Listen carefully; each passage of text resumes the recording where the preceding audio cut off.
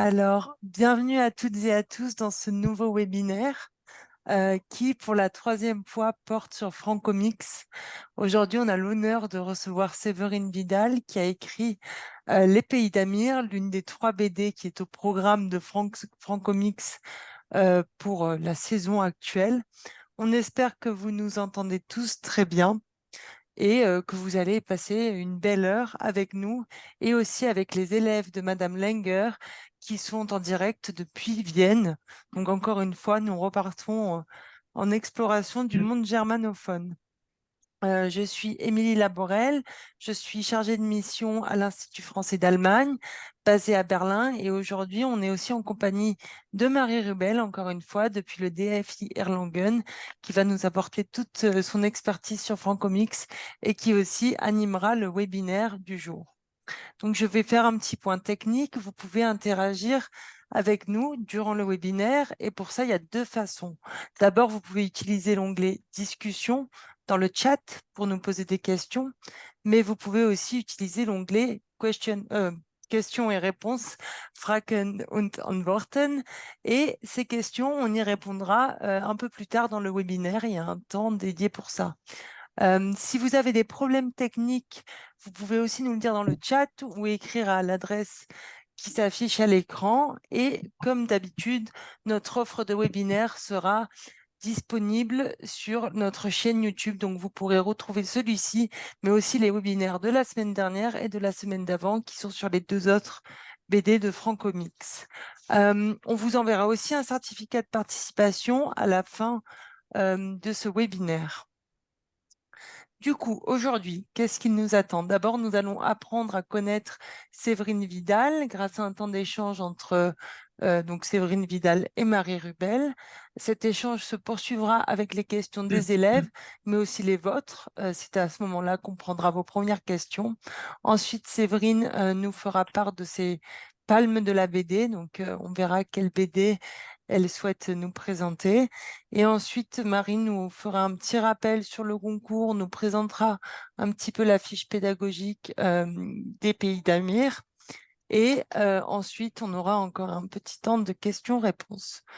Donc, Marie, Séverine, je vous laisse la main. Super, merci beaucoup. Alors, bonjour, Séverine. Je suis ravie Bonjour. de vous accueillir sur ce webinaire. Donc, vous êtes autrice de romans, d'albums de jeunesse et de BD, et qui ont été nombreuses fois primés. Et pourriez-vous tout d'abord nous parler de votre parcours un petit peu? Alors, bonjour à toutes et tous. Je vais essayer de parler assez doucement et n'hésitez pas à me dire si je parle trop vite ou.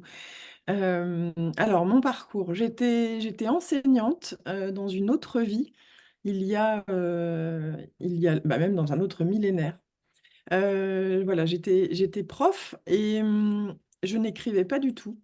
Je me suis mise à écrire parce que j'aimais faire écrire mes élèves. Et donc, j'organisais dans ma classe des ateliers d'écriture. Et puis, je me suis prise au jeu et je me suis mise à écrire avec mes élèves aussi en classe.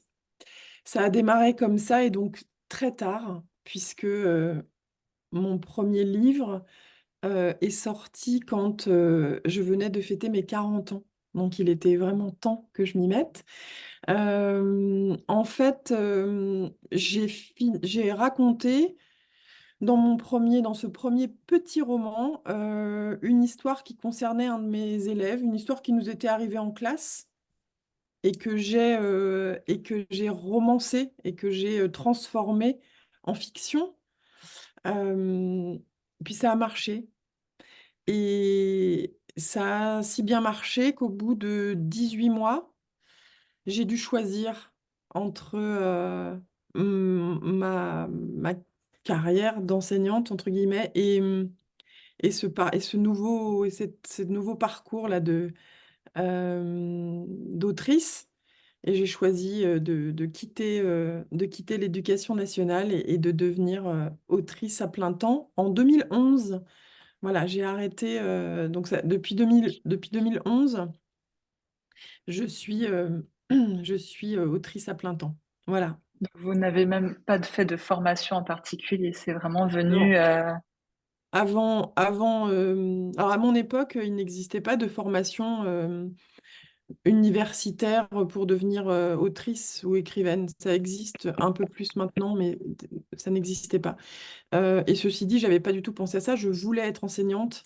C'était ce que je voulais faire depuis toute petite.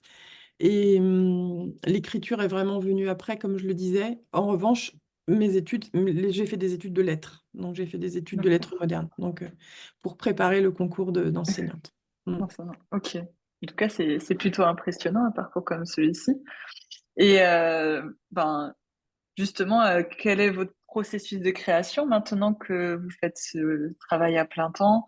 Ou est-ce que vous travaillez habituellement? Avez-vous des rituels de création? Alors, je vais commencer par les rituels et vous me rappellerez après que vous m'avez posé une question avant, mais je pars sur les rituels. Je suis très, très ritualisée. J'ai beaucoup de rituels et en même temps, pas du tout. J'explique. J'ai des petits rituels, c'est-à-dire que j'écris toujours en musique. Donc, je choisis une musique que je vais écouter en boucle pendant toute l'écriture, soit du roman, soit de la bande dessinée. C'est assez particulier. Dans ma famille, ils ont fini par m'offrir un casque pour un anniversaire parce qu'ils n'en pouvaient plus. J'écoute peut-être cette chanson des centaines et des centaines de fois, puisque je l'écoute pendant des mois. En fait, moi, je l'entends plus. C'est juste que ça me met dans une bulle. En fait, ça m'aide à me concentrer, tout simplement. Et je l'associe vraiment. Après, je peux plus l'écouter, cette chanson. Voilà, je l'épuise. Et voilà, alors ça, c'est un de mes rituels. Ensuite, j'ai besoin tout simplement d'être chez moi. Alors, ça a l'air d'être un peu ridicule, mais j'ai beaucoup de collègues qui arrivent à écrire dans le train, à l'hôtel, au café, en terrasse. Moi, je peux pas du tout. J'ai besoin d'être chez moi, dans ce bureau-là. Là, je suis dans mon bureau. Euh, c'est ça. J'ai besoin de mon univers autour de moi. Voilà. Et puis après, il y a d'autres rituels, évidemment, qui sont liés au fait qu'on a beaucoup d'animaux chez nous. Là, je les ai cachés, mais donc mon chien revient toutes les 2 heures me rappeler que la vie n'est pas dans les livres, mais qu'elle est plutôt dans la forêt et qu'il faut qu'on aille se balader. Et donc ça fait partie du rituel, c'est écrire, se balader, écrire, se balader. Voilà pour les rituels. Et en même temps, donc je n'en ai pas du tout parce que je dis ça et en même temps, hier, j'ai écrit dans ma cuisine. Enfin, voilà, je peux aussi complètement changer ces rituels-là, ils évoluent. Donc, c'est pas immuable. Voilà. Ok. Et je peux vous demander quelle était la chanson justement pour Les Pays d'Amir que vous aviez écouté et réécouté? C'est vraiment dommage, mais je ne sais absolument plus. Ça fait un moment quand même. Parce que on va y revenir, mais entre le moment où j'écris mes textes et le moment où ils sont publiés, il se passe parfois des années. Là, il s'est passé, peut-être pas des années, mais il s'est passé, enfin si, des années, puisque je pense qu'il s'est passé 3 ans, et elle est sortie au printemps.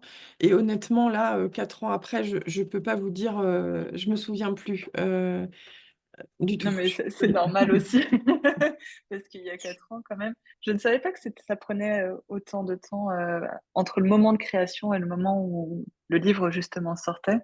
C'est déjà très long, Et mais pour les bandes dessinées, ça l'est particulièrement, et on expliquera tout à l'heure un peu plus pourquoi, je pense. ouais, bah justement, comment vous travaillez avec les dessinateurs lors de l'élaboration d'une BD ou d'un album de jeunesse? Euh, Est-ce que vous les connaissez? Est-ce que c'est des gens dont vous aimez le travail? Ou est-ce que c'est vos éditeurs qui vous les proposent? Alors, ça dépend. Alors, ce ne sont jamais les éditeurs qui me les imposent. Ça m'est arrivé une fois au tout début et j'ai été déçue par les dessins. Donc, depuis, Je n'accepte plus ça. C'est très désagréable d'avoir un livre qui ne vous plaît qu'à moitié.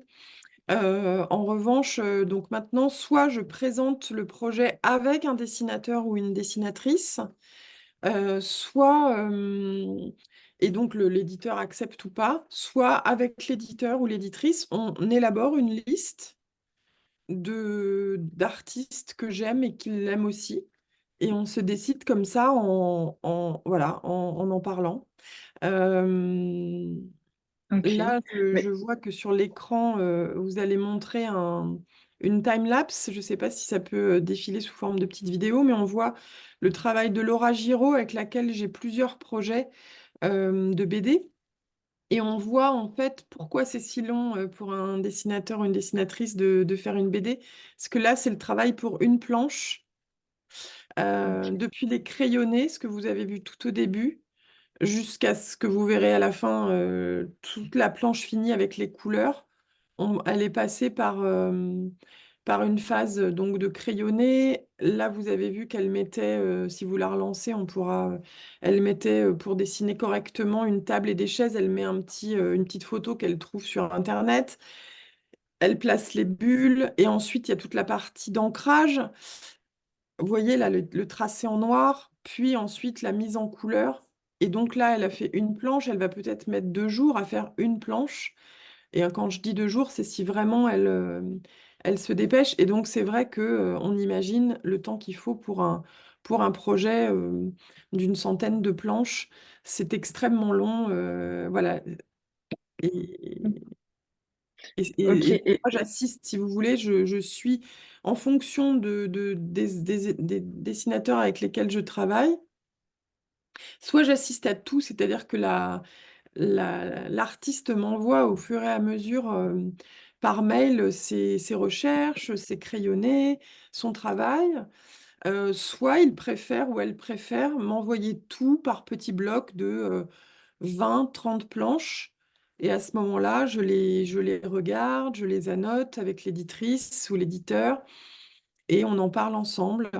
Donc c'est vraiment très variable. Le degré d'implication et d'échange est très variable selon tout un tas de critères, la complicité, certains dessinateurs préfèrent avancer, eux, sans avoir mon avis et me soumettre leur travail à la fin. Ok. Et justement, est-ce que vous, parfois, vous êtes peut-être un peu frustré de la façon dont c'est mis en page? Est-ce que vous dessinez de votre côté aussi de temps en temps? Ou est-ce que vous avez déjà mis en image peut-être des textes que vous avez Alors écrits? moi, je suis complètement nulle en dessin, je ne dessine jamais. C'est un grand regret, mais vraiment, je n'ai pas ce talent-là du tout. Donc moi, je fais confiance. À partir du moment où j'ai choisi un ou une artiste, je fais pleinement confiance. En revanche, mon scénario, quand j'écris mon scénario, j'écris ce qu'on appelle un découpage et je découpe vraiment planche après planche, case après case. J'explique non pas seulement les dialogues entre les personnages, mais également le point de vue, le cadrage, si on a affaire à un plan d'ensemble, un zoom, si on est en contre-plongée, en plongée.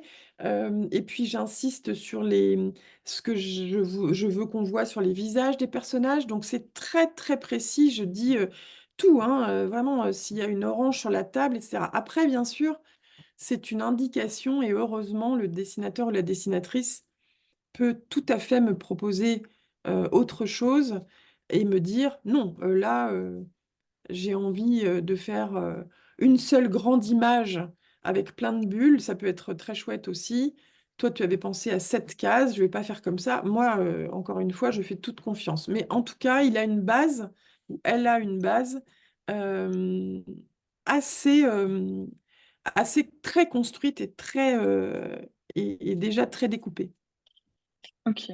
Oui, donc comme ça peut vraiment l'aider à se mettre dans l'idée, l'atmosphère aussi de la BD que vous aviez peut-être en tête. Ouais, tout à fait. Et d'autant plus que, comme vous l'avez vu, c'est très long pour le dessinateur, la dessinatrice de finir une BD.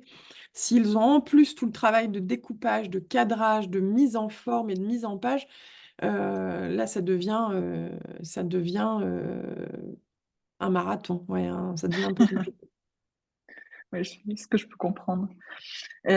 Justement, vu que l'écriture, c'est maintenant vraiment votre métier, et vous le faites à merveille, est-ce que vous aurez des conseils pour les gens qui nous écoutent afin de se lancer dans l'écriture, puisque dans votre cheminement, justement, vous avez été prof et maintenant vous êtes autrice. Comment Euh, encourager les jeunes à alors, je écrire? précise que je continue à faire beaucoup d'ateliers d'écriture, hein. On en reparlera tout à l'heure précisément pour les pays d'Amir, mais je fais beaucoup écrire les autres encore, dans le milieu scolaire, beaucoup d'adolescents, beaucoup d'enfants, mais aussi des personnes âgées dans des EHPAD, enfin, je ne sais pas comment ça s'appelle en Allemagne, et dans des foyers pour adultes en situation de handicap ou justement auprès de migrants. Donc je continue ça et puis je donne aussi des cours à la fac, à l'université de Bordeaux. Enfin, voilà, j'ai une semaine d'écriture narrative avec des étudiants. Donc c'est quelque chose que j'aime beaucoup faire. Je suis pas très forte en conseils, moi, en recettes, mais ce qui est sûr, c'est qu'il faut beaucoup lire, beaucoup, oui, lire lire ce qui se fait et à la fois être capable ensuite de s'en détacher pour proposer une voix qui soit sa voix propre. Euh, donc beaucoup lire. Je dirais, moi en tout cas, je pars très souvent de mes personnages. Je pars plus difficilement d'une thématique ou encore moins d'un message à faire passer. Je fonctionne pas comme ça. Je pars vraiment de mes personnages et ça, est-ce que je le conseille? En tout cas, ça marche pour moi. Je ne sais pas si ça marche pour tout le monde, mais construire le personnage, aller à sa rencontre, imaginer concernant le personnage tout ce qui va le rendre humain, le rendre intimement proche des lecteurs ou des lectrices. Peut-être justement se demander ce qu'il écouterait comme musique, ce qu'il mange, comment il mange, comment il parle, qui sont ses parents, comment sa chambre est décorée, le connaître pour ensuite pouvoir le faire vivre et donc que ça sonne juste, voilà, que ça soit juste. Et puis, de façon plus technique, ce que j'ai appris et par un éditeur et qui me sert encore pratiquement tous les jours, c'est le fameux show don't tell, c'est-à-dire montrer et ne pas raconter, surtout alors en BD évidemment encore plus. Euh, euh, ouais, finalement, quand on rentre directement dans une scène et qu'on met en vie des personnages et qu'on crée un dialogue dans le cadre d'une scène et non pas dans une narration, je crois qu'on est assez efficace, notamment quand on commence le roman, ou là je parle surtout pour les romans, plutôt que de toujours avoir le réflexe de raconter, ce que font beaucoup les débutants, c'est-à-dire en passer par de la description et dire tel personnage a 18 ans et c'est une femme ronde avec les cheveux bouclés. Finalement, tout ça, on peut le savoir en la voyant évoluer et en l'entendant parler et voilà. Donc le fait de passer par la scène plutôt que par les grandes explications. Ok. Bon, ben, merci beaucoup pour ces conseils. J'espère que les élèves qui nous écoutent auront peut-être envie eux aussi de se mettre à écrire. J'aurais encore une ou deux petites questions avant de passer la main. Est-ce que vous avez des œuvres qui ont déjà été traduites en allemand, justement, pour nos auditeurs? Alors oui, j'ai plusieurs traductions. Alors je vais vous montrer ça. Alors c'est bien, il y en a pour un petit peu pour tous les âges. Alors j'ai un album. Non, alors ça c'était les projets. Ouais, je sais pas si vous voyez. Alors j'ai un album qui en français s'appelait L'Attrape-Lune. Et alors le titre allemand, moi je ne parle absolument pas allemand, mais j'ai quand même compris ce que ça voulait dire. Vous pouvez peut-être le lire, Marie, en allemand et Mein Opa, der Mond und ich. voilà. Et en fait, il se trouve que je préfère le titre allemand au titre français.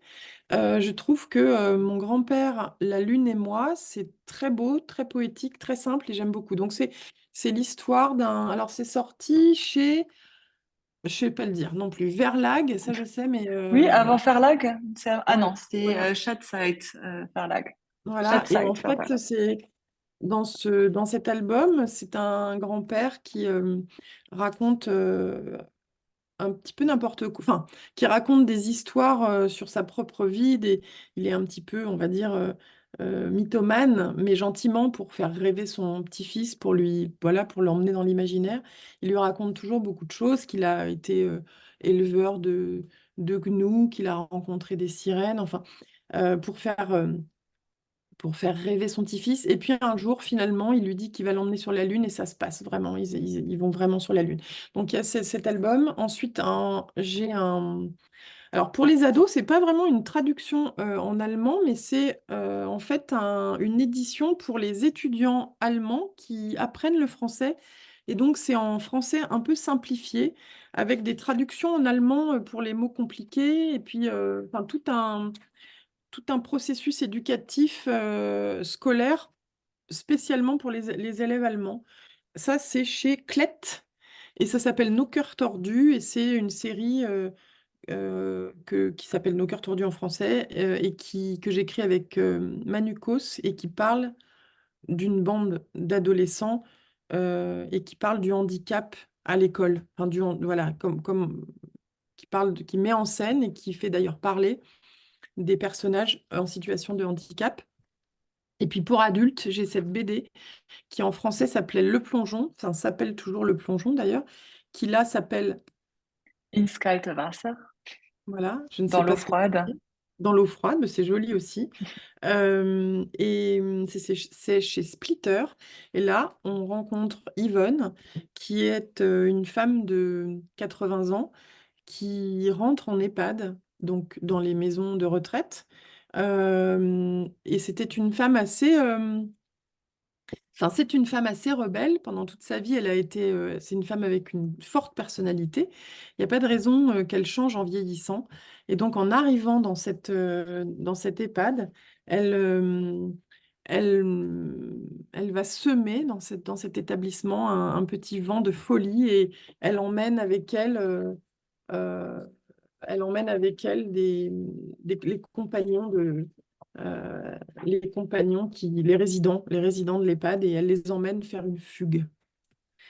Voilà pour mes traductions, Ok. voilà pour mes 3 traductions en allemand. On n'est pas très souvent traduit en allemand, mais voilà, ça m'est arrivé 3 fois. Il y a des pays pour lesquels on est beaucoup plus traduit. En tous les cas, vous pouvez retrouver donc ces BD en allemand, peut-être en version française aussi, pour pouvoir les lire avec vos classes, si jamais vous le souhaitez, aux professeurs qui nous suivent. Et enfin, est-ce que vous avez de nouveaux projets en cours? Est-ce que vous pouvez nous en dire un petit peu? Alors, moi, j'ai toujours plein de projets en cours. C'est pour ça que j'écris d'ailleurs beaucoup, hein, parce qu'on ne l'a pas dit, mais depuis 13 ans, j'ai publié 150 livres à peu près. Donc, il était temps que je m'y mette. Donc, j'ai toujours beaucoup de projets. Là, je vous parle de 3 parce qu'il fallait bien que je fasse un choix. J'écris aussi beaucoup de biographies, notamment en BD. J'avais écrit la biographie de George Sand il y a quelques années. Et là, je viens de terminer le scénario de ma prochaine biographie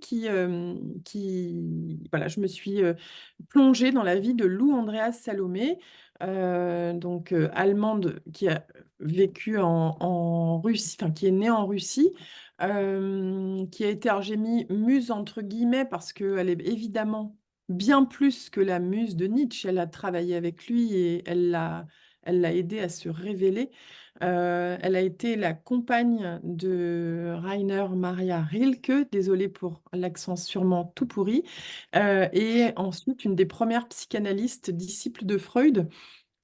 Et donc, je viens de terminer d'écrire ce fameux découpage, ce fameux scénario, qui m'a donc demandé des mois et des mois, puisqu'il y avait énormément, vous imaginez bien, de recherches puisque j'ai dû lire 6 ou 7 biographies, voir le film, écouter beaucoup d'émissions sur Lou Andreas Salomé, qui est morte en 1937 à Göttingen. Voilà, donc j'étais pendant des mois et des mois plongée avec elle, donc beaucoup en Allemagne, grâce à elle, un peu à Vienne aussi. Enfin voilà, j'ai pas mal voyagé avec elle et beaucoup à Saint-Pétersbourg. Voilà, donc ça c'était un des projets, ça en bande dessinée. et ça sera chez Bayard Graphique. Ensuite, j'ai adapté en bande dessinée mon roman Soleil glacé. Ah non, ça c'est oui, c'était juste. Alors bon, c'était, il y avait. Bah, tout à l'heure, je vous ai montré la time lapse là Mm. ouais, de Laura Giraud. Donc c'est elle qui va faire les dessins de ce roman qui aborde également la question du handicap, qui est un sujet qui m'importe beaucoup. Donc, ça sera pour ados, adultes, plutôt pour le roman était pour jeunes adultes et la BD, ça sera pareil. C'est l'histoire d'un frère et d'une sœur qui se rencontrent tardivement et le frère est en situation de handicap et sa sœur l'embarque dans un voyage en Laponie parce qu'il demande ça et qu'elle voilà, elle l'emmène faire un grand road trip. Atteindront-ils la Laponie? Je ne peux pas vous le promettre. Et enfin, cet album qui va sortir en janvier ou en février peut-être, qui s'appelle Le livre qui commence par la fin. Et là, vous voyez que c'est un album pour les petits. C'est un album qui va aborder le thème de la mort, qui est dessiné, qui est illustré par Louis Thomas, et on a pris le parti d'un album noir avec des pages noires, mais beaucoup de couleurs dans les dessins de Louis Thomas et dans le titre. Le livre qui commence par la fin, c'est tout simplement des enfants qui racontent, eux, ce que ça leur fait dans leur petite tête quand ils pensent à la mort. Sujet un peu tabou parfois et qu'on a eu envie d'aborder comme ça en se mettant vraiment à hauteur d'enfant, c'est-à-dire très haut. Ok. Eh ben, merci beaucoup pour ces beaux partages. Maintenant, je vais passer la parole à Jonathan et Salomé qui ont des questions à vous poser et plus précisément sur la BD Les Pays d'Amir. Donc, Salomé, je te laisse déjà la parole.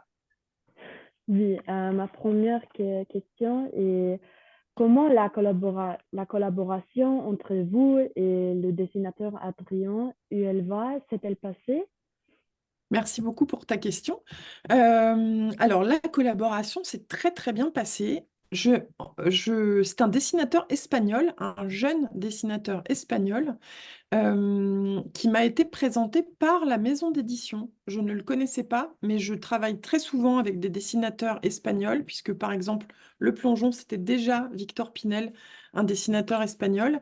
Et c'est une bande d'amis. Euh, ils sont copains, donc je connaissais son travail, mais je n'avais pas pensé à lui pour cette BD.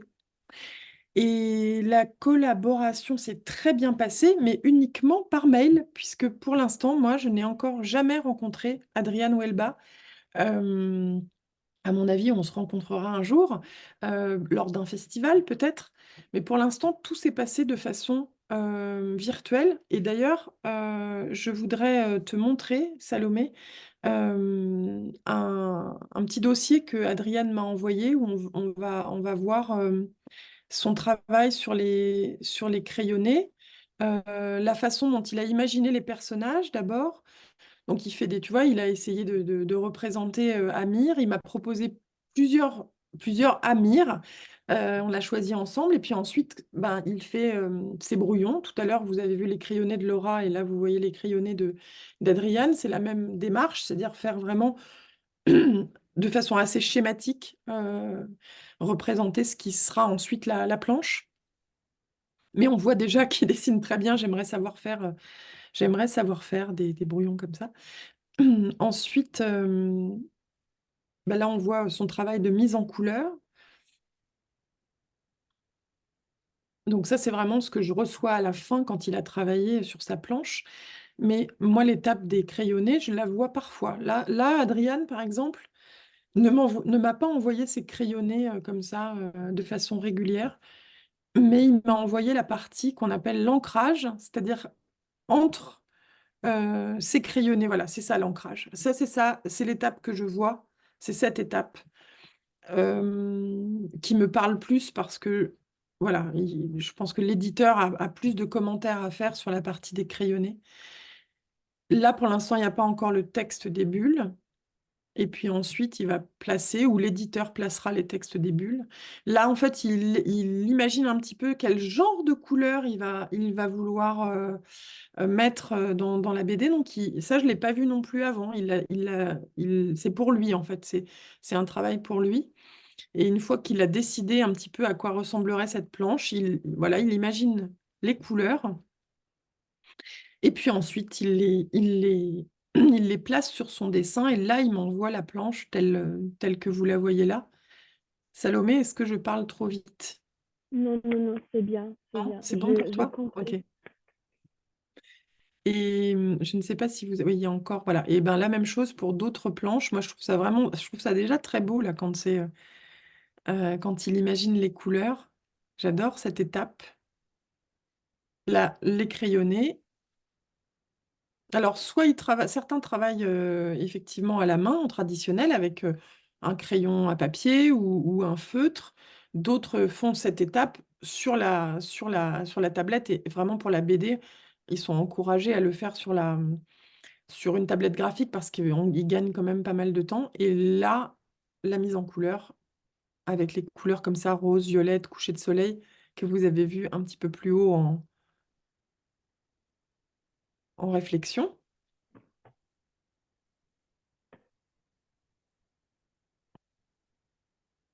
C'est vraiment magnifique, hein. Ouais, c'est très beau et on voit bien le travail du mouvement. Et c'est une de mes planches préférées. C'est pas ma préférée, mais c'est une de mes planches préférées. Je l'avais imaginé vraiment exactement comme ça. C'est assez magique quand on reçoit une planche et je me dis, ah, mais c'est exactement ça. Donc, en fait, avec cet espagnol, nous parlons la même langue. C'est très beau. Je sais pas si vous Vas-y, entendez Salomé. mon chien qui Tu- pleure à la porte, tellement il est inspiré d'être exclu de ce webinaire. Ah, zut. Non, vous Bah, l'entendez pas. Salomé, non, nous ne l'entendons pas ici. Salomé, si tu veux poser ta deuxième question. Ok. Oui, ma deuxième question est l'histoire de votre bande dessinée s'inspire-t-elle d'une histoire vraie? Alors Amir, il est inspiré, enfin je me suis inspirée pour créer le personnage d'Amir de pas mal de rencontres que j'ai faites lors d'ateliers d'écriture que j'ai eu la chance de mener auprès de publics migrants, notamment des classes en France qu'on appelle des classes du PE2A. Ce sont les classes d'élèves enfants ou adolescents qui viennent d'arriver en France ou qui sont arrivés depuis quelques semaines ou quelques mois en France. Et depuis 4 ans maintenant, un peu plus, même 5 ans, je vais régulièrement dans des classes comme ça pour faire écrire les jeunes. Et donc, Amir, j'ai pas rencontré Amir, mais j'ai rencontré plusieurs jeunes voilà, qui m'ont aidé à enfin, les rencontrer, les écouter, les faire écrire m'a permis de créer le personnage d'Amir et qu'on sente que, voilà, c'est un personnage imaginaire, mais il pourrait très bien exister. D'ailleurs, j'ai à la fin de la bande dessinée, je ne sais pas si tu as vu, Salomé, à la toute fin, la dernière page, Hmm. ce sont les textes de ces élèves que j'ai recueillis, quelques-uns, voilà, dont j'ai recueilli le témoignage. Et là, ils avaient envie de parler d'eux et de leur parcours, qui était enfin, c'était très émouvant. Et de cette émotion, lors de cet atelier, de cette émotion, parce qu'ils nous faisaient confiance et qu'ils ont raconté des choses très dures, très traumatisantes. Écrire leur a fait du bien, mais les écouter nous a beaucoup touchés également. Et donc, à la suite de cette rencontre, j'ai eu envie d'écrire Les Pays d'Amir. Ok, merci. Je t'en prie, Salomé. Oui, j'ai compris. Et Jonathan, à ton tour de poser tes deux premières questions. Si tu as... Oui, Ah, tu as de nouveau éteint ton micro.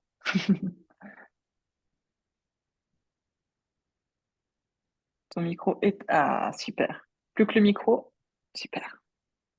ok. Euh, êtes-vous déjà allé dans un camp de réfugiés? Non, je ne suis jamais allée dans un camp de réfugiés. Euh, J'étais en train de me demander si j'aurais envie éventuellement, d'aller dans un camp de réfugiés, si c'était pour y faire quelque chose et pouvoir me rendre utile, pas du tout pour aller visiter un camp de réfugiés. Donc si on me proposait peut-être justement d'aller rencontrer des gens, mener des ateliers, mais est-ce que c'est pas un peu le dernier de leurs soucis quand ils sont encore en camp de réfugiés, de participer à un atelier d'écriture? Je pense que c'est un peu décalé.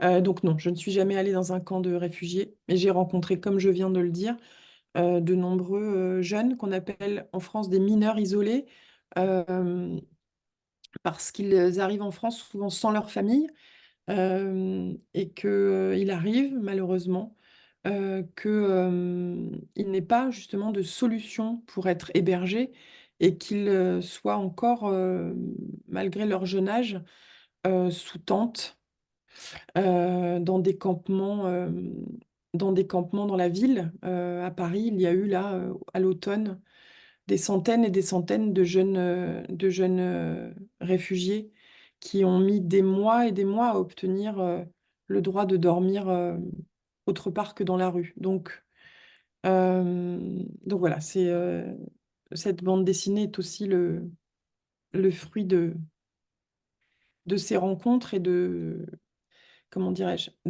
on écrit souvent à partir de ces colères, des choses qui nous font bouillonner à l'intérieur et qui nous rendent tristes aussi. On n'écrit pas que avec ça, mais parfois j'écris des choses plus légères. Mais là, en l'occurrence, c'était beaucoup ma colère et ma tristesse face à la façon dont la France accueille parfois ces réfugiés. Ok. Savez-vous pourquoi le dessinateur Adrien Huelva a choisi cette gamme de couleurs exotiques sur la planche à la page 15? Alors, est-ce que Est-ce Jonathan, que c'est celle-là? non, je pense Oui, pas. C'est celle-là? oui, ça. Ok. Exotique. Alors, bah, je crois que c'est la Il y salade a fatou. des couleurs et Ouais. c'est Bah, je très... crois que dans les planches là, de recettes, il s'est tenu, il en a goûté, je pense, des salades fatouches. Moi aussi, ça ressemble un petit peu à ça. En tout cas, les couleurs de ces salades sont assez, toi tu dis exotiques, oui, pourquoi pas. Vibrante, peut-être. Ouais, voilà, assez intenses. Le Mm. vert, le rouge, etc. Voilà. Et c'est l'occasion pour moi de dire que c'était un plaisir aussi de travailler sur ces recettes avec ma fille, qui cuisine beaucoup. Et donc, c'est elle qui on a ensemble goûté les recettes, mais c'est elle qui a réfléchi avec moi aux recettes qu'on choisissait et aux souvenirs qu'on associait aux recettes. Super, merci beaucoup. Salomé, je te propose de poser ta question numéro 4 puisque la question 3 avait été déjà répondue. Ah, désolée, j'ai volé une Ah non, question. non, mais pas du tout. Ok. Oui, ma quatrième question, c'est avez-vous l'intention de porter l'histoire à l'écran? Alors, j'aimerais beaucoup. Salomé, en revanche, moi, c'est pas mon métier, ça. Et je ne sais pas le faire. Donc, il faudrait qu'un réalisateur ou une maison de production euh, ait un coup de cœur pour l'histoire d'Amir et nous propose de le faire. Alors, on a une boîte de production qui nous a contactés. Pour l'instant, là, je crois qu'on n'a plus de nouvelles, mais euh, personnellement, j'adorerais que un de mes livres, et notamment Les Pays d'Amir, soit porté à l'écran.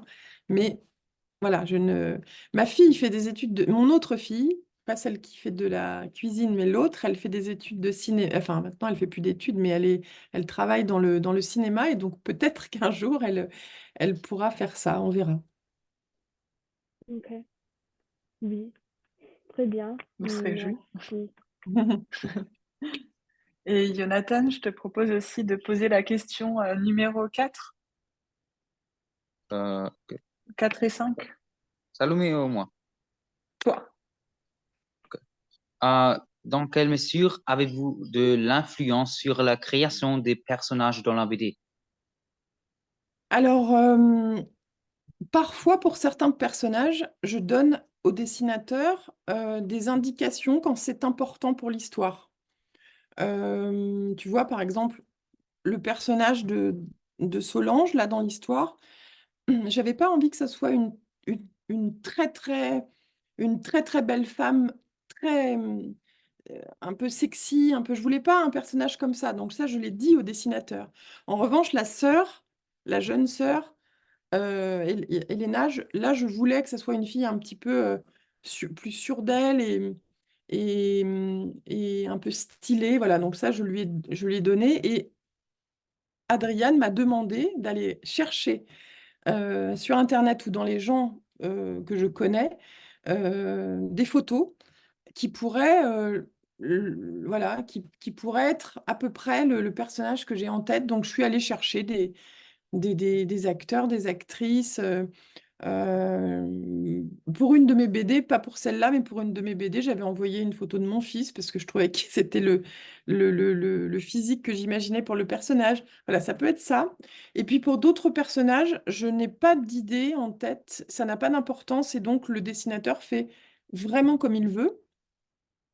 Euh, voilà, donc c'est une discussion, toujours un partage et un échange avec le dessinateur ou la dessinatrice pour se mettre d'accord sur qui on a envie de représenter et évidemment, j'ai le souci constant d'avoir d'avoir des personnages qui ne soient pas uniquement des personnages qui me ressemblent. Je veux dire par là qu'il faut qu'il y ait une diversité dans les personnages, que ça ressemble à la vie, quoi. Voilà, et donc qu'il y ait euh, des personnages, des filles, des garçons, peut-être dans certains cas des personnes non binaires, des personnes de couleur, voilà, noires, enfin, qu'il y ait de la diversité, qu'il y ait aussi des personnages en situation de handicap, c'est très important pour moi, je l'ai déjà dit. Et donc tout ça, c'est des discussions avec le dessinateur. Voilà. Merci. Et Jonathan, peut-être une dernière question? Ok. Quel message principal voulez-vous véhiculer par votre BD? Écoute, comme je le disais tout à l'heure, je me méfie un peu des livres qui, tu vois, qui sont des livres à message, parce que je fais confiance au lecteur et à la lectrice. J'ai pas envie de, je sais pas comment dire ça, c'est une expression, je sais pas si vous allez voir ce que je veux dire avec cette expression, mais j'ai pas envie de mâcher le travail, on dit ça en français, et apporter un message tout prêt. Je préfère, en passant par les personnages, que tu t'attaches éventuellement à Amir, que tu t'attaches à Solange, que tu t'attaches à la famille, et puis que tu te fasses ton propre message à toi. Mais en revanche, évidemment, et notamment en France en ce moment, on entend beaucoup trop de discours qui attisent, comment dirais-je, qui attisent les peurs, qui attisent la haine de l'autre. Et je crois qu'en faisant ça, on referme la société sur elle-même et on penche plus vers l'inhumanité. Et donc, en écrivant Les Pays d'Amir, je voulais rappeler que les parcours migratoires sont traumatisants et que le choix de quitter son pays et sa famille, c'est d'abord un drame. Et que en accueillant les gens moins bien et en les intégrant moins bien, on augmente la précarité, la pauvreté et l'inhumanité de tout ce parcours. Et donc, évidemment, je me mets du côté avec Amir, je suis avec mon personnage du début à la fin et je l'accompagne, j'espère, là, vers le mieux, vers une situation qui est meilleure pour lui à la fin qu'au début. Enfin, en tout cas, je l'espère. Ben, un grand merci, Jonathan et Salomé, pour vos questions. Ah oui, c'était des Et merci chouettes pour vos questions. réponses, Séverine. Je vous en prie, mais Voilà. vous parlez très bien français, bravo. Merci. Je vous propose de passer aux palmes. On vous a demandé trois Mm. BD, trois recommandations BD. Et justement, pour la première palme, Alors, c'était la palme de la BD lue et relue plus ah de oui. 5 fois. Alors, c'est cette bande dessinée qui est en 3 tomes de Camille Jourdi qui s'appelle Rosalie Bloom. Là, j'ai le tome 3 avec moi. Alors, pourquoi je l'ai relu? Il y en a d'autres, hein, mais il fallait choisir. Faire des choix, c'est dur, hein. J'ai choisi Rosalie Bloom parce que il y a tout ce que j'aime dans cette bande dessinée. Euh, Beaucoup de tendresse pour ces personnages, beaucoup d'humour. On rit beaucoup dans cette histoire-là, dans ces 3 tomes de Rosalie Bloom. On suit Rosalie, mais on suit aussi euh, enfin, les personnages secondaires, la famille, les amis. C'est l'histoire d'une quête. C'est comme une petite enquête, mais minuscule, une enquête minuscule. Et j'adore, ouais, alors j'aime beaucoup, beaucoup les dessins aussi. Il y a toujours plein de petits détails. Et puis les personnages sont drôles, ont il y a plein de petits détails qui font que, voilà, que c'est original. La maman d'un des personnages, une vieille femme un peu acariâtre, elle collectionne les poupées. Enfin, il y a des choses je trouve d'ailleurs très cinématographiques. Il faudrait aussi que ça devienne un film. Ça deviendrait sûrement ma série préférée. Et si Peut-être plus c'était, tard, on ne sait jamais, hein. ça serait vraiment bien. Euh, alors ensuite, on m'a demandé mon autrice préférée. Alors c'est pareil, c'était compliqué, mais j'en ai choisi une. C'est une autrice suédoise qui s'appelle Anneli Furmark, qui est autrice et dessinatrice, hein. Elle fait à part dans Au plus près, où c'est l'adaptation d'un roman d'une romancière suédoise. Sinon, elle fait toujours et le scénario de ses œuvres et les dessins. Et je l'ai découverte avec Peindre sur le rivage, que j'ai ici, qui est tout simplement l'histoire j'ai l'impression que c'est son histoire. C'est une jeune femme qui quitte Stockholm pour aller étudier dans une école d'art, dans une petite ville qui est au bord de la mer en Suède. Et là-bas, elle va à la fois se rencontrer elle-même, se trouver et puis grandir aussi et passer, disons, de l'adolescence à l'âge adulte au travers de son travail en tant qu'artiste sur cette œuvre. Ça s'appelle donc Peindre sur le rivage. J'aime beaucoup, beaucoup, beaucoup cette autrice. Ok, ben, merci beaucoup pour cette recommandation. Et enfin, la dernière palme, la BD avec laquelle on grandit. Mm. Alors, c'est une série encore, c'est toute la série des Paul. Là, on n'en a mis que 3, mais il y en a plus d'une dizaine, parce que maintenant, en plus, il a fait des... Enfin, on le suit globalement, Paul. C'est la vie de Michel Rabagliati, l'auteur de la série des Paul, qui raconte sa vie en prenant un personnage qu'il n'a pas appelé Michel, mais Paul. Ça se passe au Québec. C'est un auteur qui doit avoir peut-être mon âge ou un peu plus. Il a peut-être un peu plus, il a peut-être une soixantaine d'années. Et en fait, on suit sa vie depuis son enfance jusqu'à maintenant. Donc la dernière bande dessinée, le dernier tome qui est sorti, c'est Michel Rabagliati maintenant, quoi, à la crise de la cinquantaine. Voilà.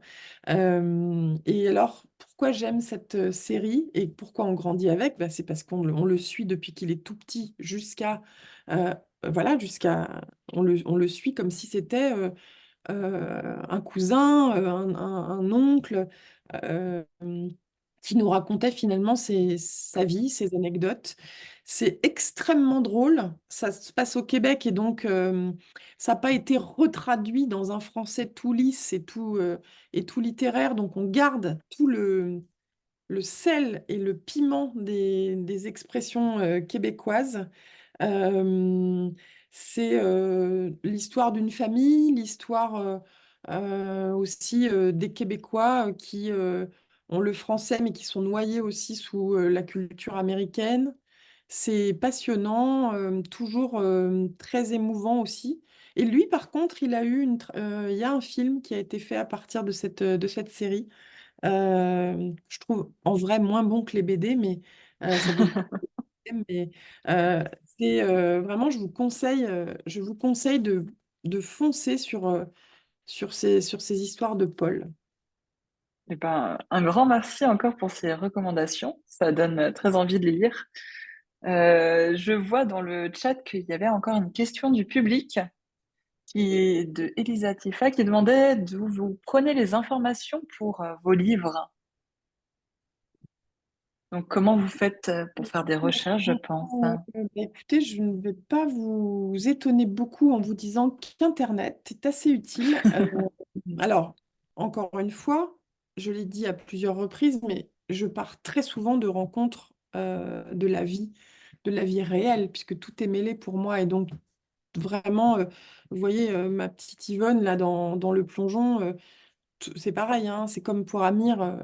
Je n'ai pas rencontré Yvonne, mais j'ai rencontré plein de petites résidentes d'EHPAD qui m'ont inspirée. Et donc là, je prends pas, c'est pas de la prise d'information, c'est de la rencontre, c'est de l'humain. Et moi, c'est vraiment ça qui m'intéresse. Quand en revanche, j'ai vraiment des recherches à faire, ce qui arrive bien sûr, notamment, vous imaginez bien que la vie de Lou Andréas Salomé, euh, je ne la connaissais d'ailleurs absolument pas quand j'ai commencé à travailler sur elle. Donc c'est un mélange entre des livres que je vais alors, quand je travaille vraiment, je vais pas les emprunter à la bibliothèque, je vais les acheter, les livres, parce que je vais les habiller, je vais écrire dedans, je vais ils seront pas très contents à la bibliothèque si je leur ramène tout abîmé. Donc c'est beaucoup de lecture.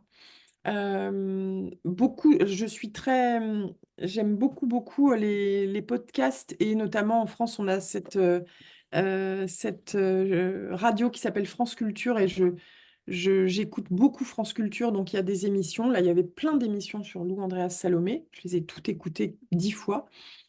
Et puis bien sûr, moi j'ai été aussi chercher pas mal d'infos sur Internet, et notamment dès que j'ai un lieu, dès qu'on me parle d'un lieu que je ne connais pas, je vais faire Street View sur, euh, sur Maps, et moi je me balade avec le petit bonhomme jaune là, et en fait je, j'adore faire ça parce que vraiment bah, c'est une super façon je vais pas aller, je suis pas allée à Saint-Pétersbourg malheureusement, hein, mais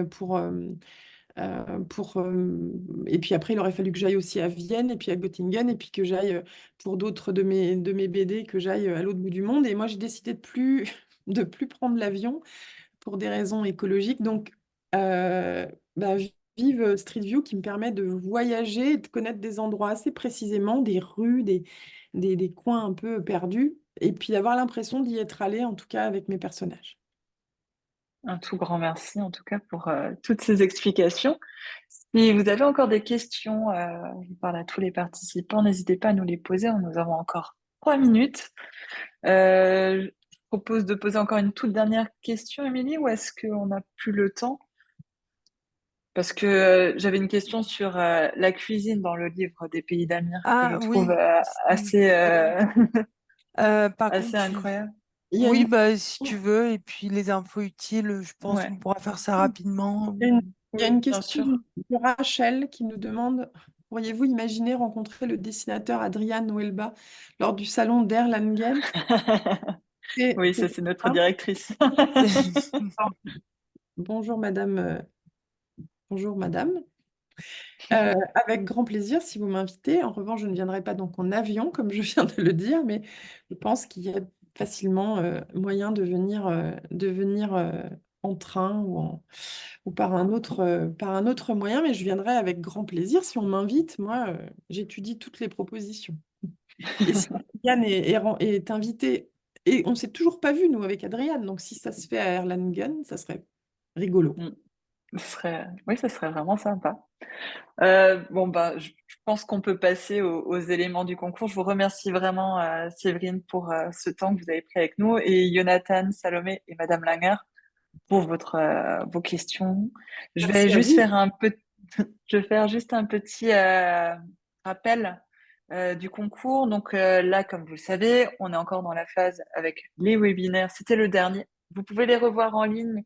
Ils seront en replay aussi bien sur la plateforme francomix.de que sur le coin des profs, la chaîne YouTube de l'Institut français de Berlin. Et vous avez maintenant jusqu'au 15 mars pour lire les BD et nous envoyer vos vidéos. Voilà. Et en plus, vous pouvez travailler avec nos superbes fiches pédagogiques que vous trouvez directement donc, sur le site francomix.de. Et justement, je vais vous remontrer rapidement comment les trouver. Si je retrouve mon écran. Oui, peut-être. Peut-être pas. Ah si. Voilà, donc vous êtes sur la page pardon, principale, vous allez dans les ressources, dans le matériel didactique, vous cliquez et vous arrivez sur l'onglet, vous allez cliquer sur les fiches pédagogiques et elles sont là en avant-première, juste ici, pour les pays d'Amiens. Donc elle est juste là, vous cliquez dessus et il vous suffit de la télécharger. Vous avez le corrigé à la fin, donc ça vous permettra de lire les BD et de travailler avec vos élèves afin de suivre un peu la lecture. Le travail. Voilà pour ça. Et voilà pour les questions sur le concours. Je vois qu'il y a encore une dernière question. Ah, Rachel qui commentait en disant que ça se faisait très bien en train. Bienvenue à Erlangen. En tous les cas, encore un très très grand merci. Émilie, je te passe la parole Oui, pour les ben, dernières nous arrivons explications. à la fin de ce webinaire, donc nous sommes dans les temps. Merci à tous. Je regarde juste s'il n'y a plus de questions, mais il me semble que c'est bon. Nous avons répondu à toutes les questions, donc on remercie Séverine Vidal, mais aussi Salomé et Jonathan et leur professeur Madame Lenger. Du coup, pour rappel, le webinaire sera disponible sur YouTube, comme on l'a dit plus tôt, et puis on espère vous voir soit dans les commentaires sur notre chaîne YouTube ou sinon sur Instagram. On a un Instagram qui s'appelle Französisch in der Schule, donc n'hésitez pas à nous suivre et à nous partager vos commentaires sur ce réseau social aussi. Voilà, merci à tous. Au revoir. Merci beaucoup. Merci.